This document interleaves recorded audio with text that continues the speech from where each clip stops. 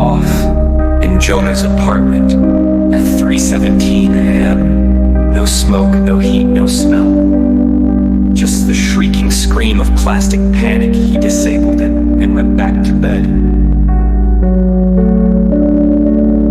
The next night, it happened again. Same time, and the next. Until he took it off the ceiling and smashed it. But at 3:17 a.m. he still woke up. Not to sound, to the feeling of being watched. It spread, the fridge was warm. Every mirror reflected his apartment perfectly, except one detail was always wrong.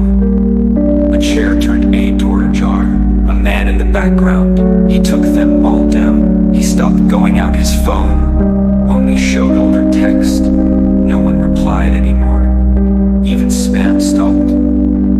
The hallway lights flickered constantly until they didn't. Then there were no lights at all, only his door and endless black.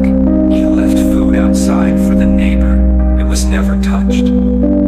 On the seventh night, the scratching began in the walls, from inside the sockets, under the mattress, like something was trying to remember how to move. He called his landlord, disconnected. He called his sister, disconnected.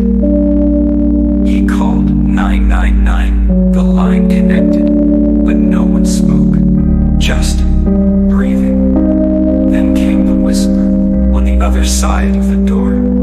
You're the last one, they told. Told what? He opened the door. There was no hallway, no walls, no building, just a gray, endless flatness. One by one, every object in his flat began fading, not crumbling, not vanishing, forgetting itself. He looked in the mirror. No wrong chair, no strange man, no reflection at all.